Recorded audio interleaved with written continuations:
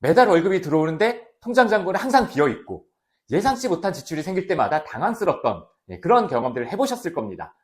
이런 문제를 해결하기 위해서 많은 분들이 통장 쪼개기를 시도합니다. 그런데 막상 통장을 여러 개 만들어 놓고도 이거를 관리하지 못해서 결국에는 하나의 통장으로 이렇게 모아지는 경우가 많습니다. 왜 그럴까요? 바로 비정기 지출을 제대로 관리하지 못하기 때문입니다. 오늘은 제가 20년 동안 재무상담사로 일하면서 수천 명을 만나면서 깨달은 통장 쪼개기의 진정한 핵심인 비정기 지출 관리에 대해서 말씀드리려고 합니다. 막연하게 통장을 여러 개 쪼개기보다는 왜 비정기 지출 관리가 중요한지, 그리고 어떻게 하면 효과적으로 관리할 수 있는지 지금부터 차근차근 하나씩 말씀드리려고 합니다. 지출은 크게 정기 지출과 비정기 지출, 이렇게 두 가지로 나뉠 수가 있습니다. 정기 지출은 매달 쓰는 돈, 월세, 관리비, 식비, 교통비 이런 것들이 여기에 해당됩니다. 그런데 비정기 지출은 그때그때 쓰는 돈, 옷을 사거나 가전제품을 사거나 아니면 여행을 가거나 명절이나 경조사비 이런 것들입니다. 대부분의 사람들은요, 정기 지출은 어느 정도 예측하고 관리를 하는데 이 비정기 지출에서 관리를 굉장히 어려워하시고, 예를 들어서 가족이나 지인들의 생일 그리고 명절 같은 게 있다 보면 평소보다 우리가 돈을 많이 쓰게 됩니다. 갑자기 친구 결혼식이 잡혔는데 기쁘게 축하해주고 싶은 마음이 들기도 하지만 이게 또 축의금 생각에 부담이 되기도 하죠. 또는 신나게 여행을 다녀오고 나서는 생활비가 부족해져서 쫄쫄 굶고 다니기도 합니다. 비정기 지출이 우리 재정에 미치는 영향은 생각보다 굉장히 큽니다. 그런데 이 많은 분들이 정기 지출은 꼼꼼하게 계산하면서도 이 비정기 지출은 그냥 그때 가서 생각하지 뭐, 내지는 다음 달 되면 괜찮겠지, 이런 식으로 넘어가는 경향들이 있습니다. 하지만 이런 생각이 바로 함정이라는 겁니다. 자, 어쩌다 한 번인 것 같지만 이런 식의 지출이 거의 돌아가면서 매달 이어지게 되거든요.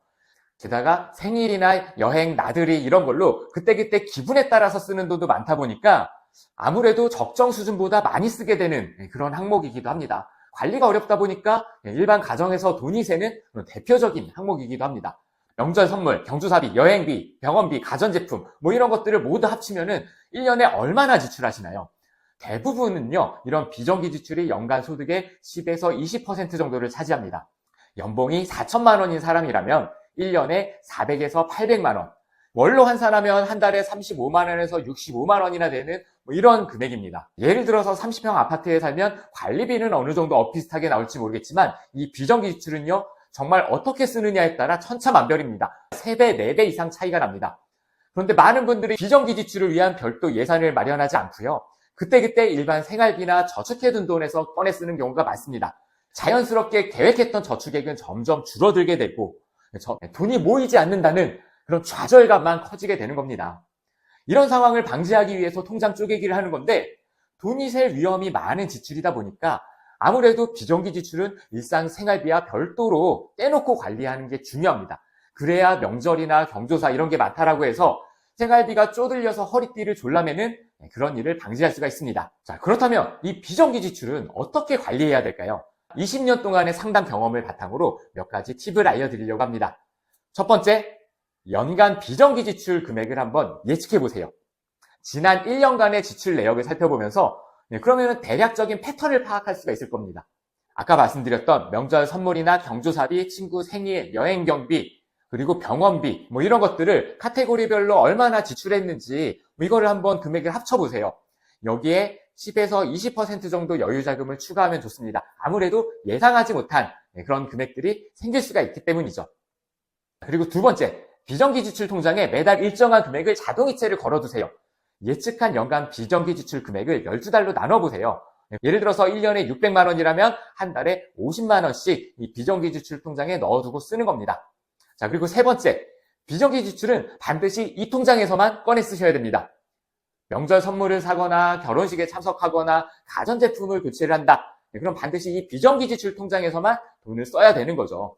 이렇게 되면요, 비정기 지출이 다른 예산에 영향을 미치지 않게 됩니다. 명절에 돈을 썼다라고 해서 허리띠 졸라매는 이런 일들이 안 생기는 거죠. 자, 그리고 네 번째, 비정기 지출 통장에 쌓인 돈을 다른 용도로 사용하면 안 되겠죠. 아무리 통장 잔액이 많이 쌓였다고 해도 그 돈은 언젠가 발생할 비정기 지출을 위한 돈이라는 걸 기억해야 됩니다.